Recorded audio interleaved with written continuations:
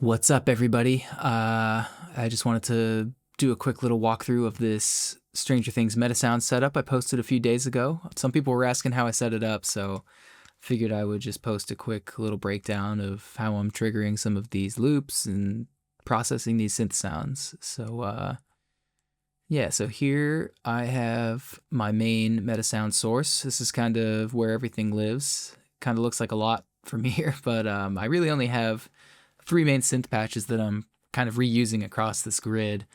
And I set them up as Metasound patches, so I'm able to reuse them as separate instances and then sort of fine tune them to get different synth sounds and variations without having to redo all of that logic for all the wave generation and that stuff. So the synth patches are sort of based roughly off a Juno model. So I have three waveforms. I have saw wave, a square wave, and a sine wave that I'm using as my sub. And here, if I go into my Metasound patch, you can see it in a little bit more detail. I have these wave generators with my three waveforms that are going into an ADSR envelope. And I'm triggering my rhythms based off this trigger repeat with a BPM to seconds node. So this is where I'm sort of getting my musical grid. So this is the graph for my arpeggiator patch. And this is where I have my logic for triggering my MIDI notes. So basically what's happening, the trigger repeat, my musical grid is going to pulse 16th notes. So I'm going to use this trigger counter to cycle through an 8-note sequence. I have my reset value set to 8, so every time it counts to 8, it's going to reset back to 0. So basically by storing my note values in an array, I can use this value pin here to just cycle through my note index based on what beat we're on. And I'm setting this, I have an array asset in my main Metasound source here. And you can see these are the values that I'm cycling through here. So 24 corresponds to C, 28 is E, 31 is G. These are just MIDI note values. And then back in my Metasound patch, I am getting those MIDI values here, promoting them to a variable, which I'm able to get over here, convert that MIDI note to frequency, and then send that frequency to my wave generators, which is how they get their pitch. But yeah, and then on my output signal, I just have a ladder filter, high pass filter, and then this stereo chorus that I set up as a Metasound patch, which is pretty much just a modulated stereo delay with just a little high shelf bump. And then just it has a little bit of switch logic, so I'm able to easily turn it on and off from my Metasound patch. I can kind of go through each layer now and kind of talk about the different effects that I'm using for each one. The first thing that we have here, I have this pad that sort of fades in for my intro loop. And I have my low pass for this patch triggered by an ADSR envelope that sort of gives you like a low pass sweep in as it fades in. And then I have my 3-note inputs for this one. This is going to be a 3-voice synth patch.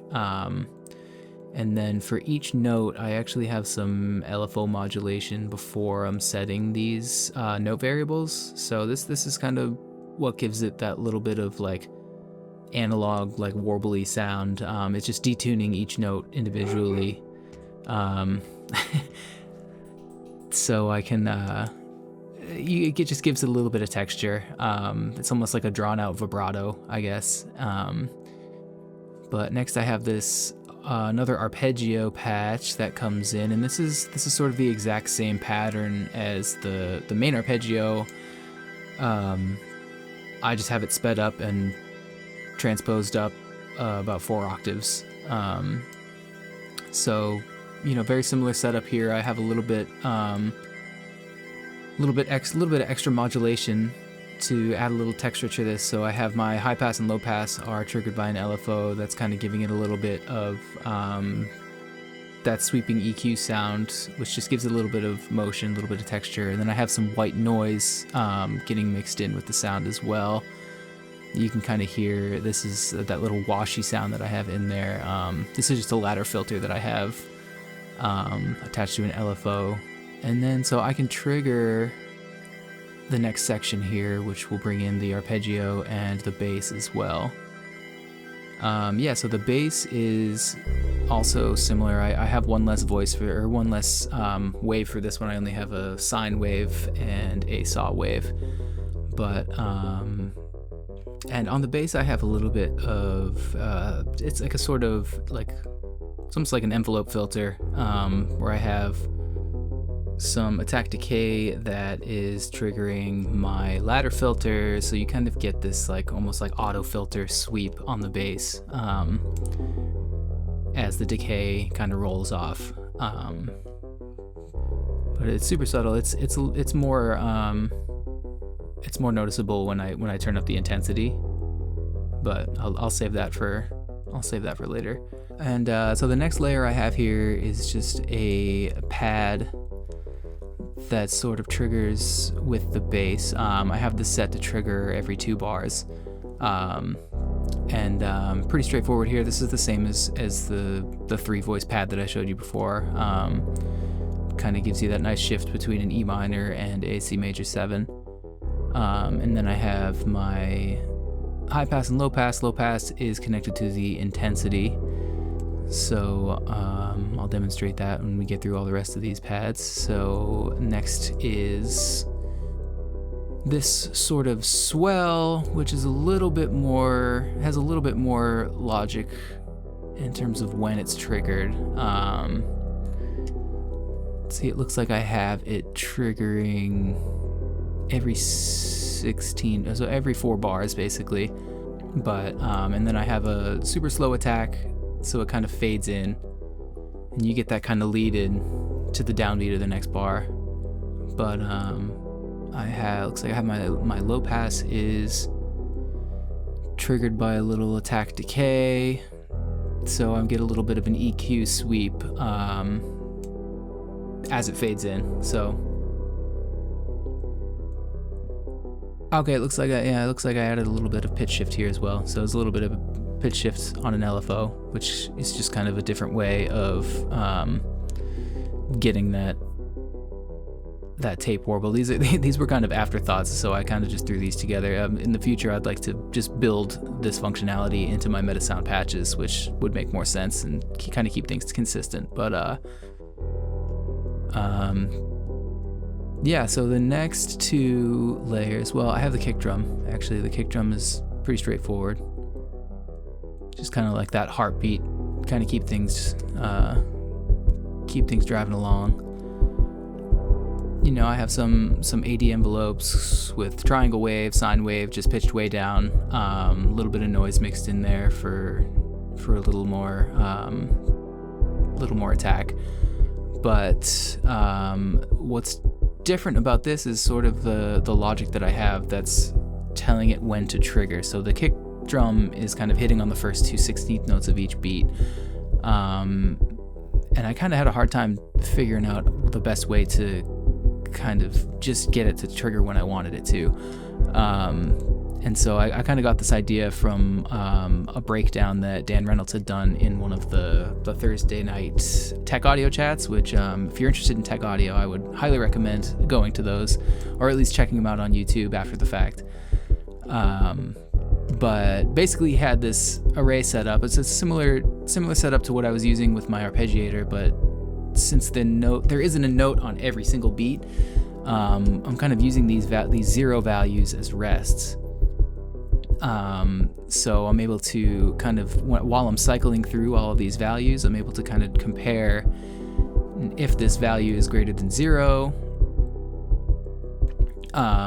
send it to the trigger to trigger the kick. And these are still MIDI values. I mean, this is I just used a random low note. There wasn't any rhyme or reason to which note that I chose for the kick drum. But it's basically, you know, if it's greater than 0, I'm going to trigger a kick drum, and then I kind of have this basically like a sequencer pattern here. Give me my two 16th notes input, two 16th notes are off. So that's kind of what is cycling through here. So from here, the rest of these layers are sort of conditional to where the intensity is at. So I have this intensity parameter scattered throughout. It's all triggering, all of these trigger the same effects, but basically I have this controlling some high pass, low pass, some different effects, but also I have it kind of opening a gate to the upside down to play these additional patterns in the loop. So if I turn this up, you kind of get some additional parts that fade in. You also get some more intensity out of the bass, the arpeggio.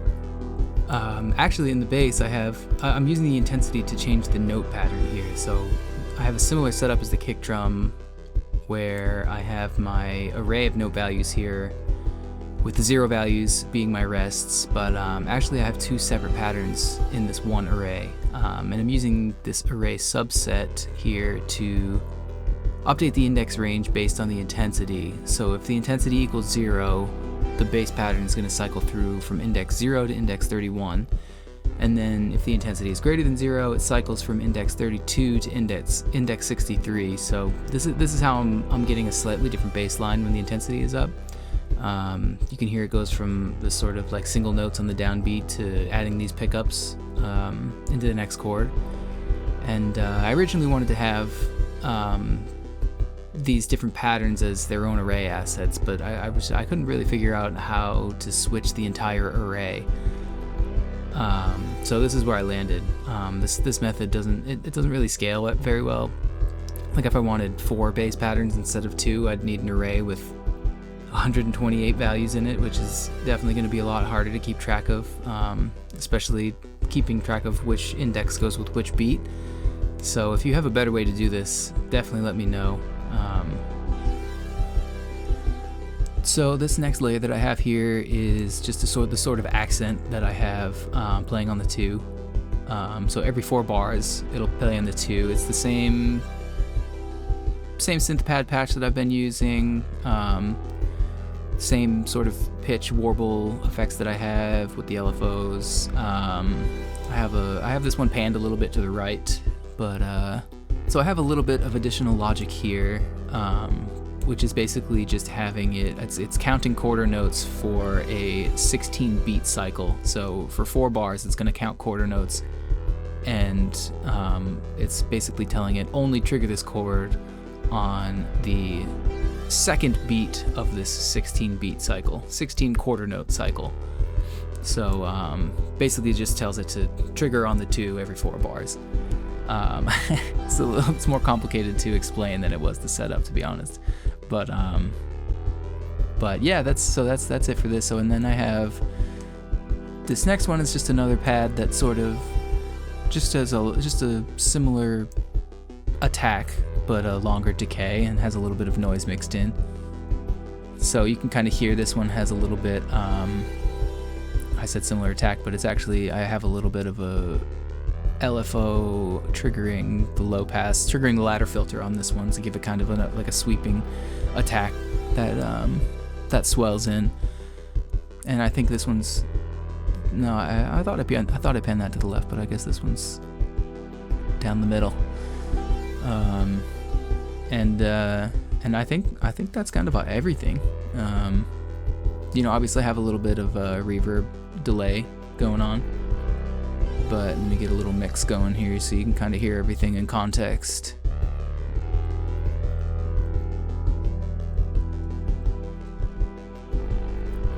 But I'll turn on the reverb and the delay so you get the full mix of it.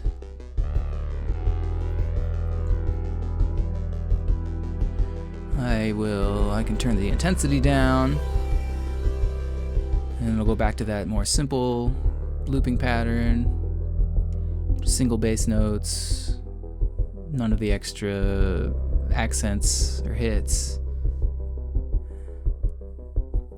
I bet my original plan was to do the whole piece, trigger the next section and trigger the ending, but I got through this, and I was just like, that was basically, 2 days of work, and I just didn't have the time. Maybe for the next release or for the finale, I'll finish this up and post the whole thing. But yeah, if you made it this far, thanks for watching, and feel free to comment with any questions you might have, or just shoot me a message. Happy to help you guys out if you're trying to replicate something similar. Yeah.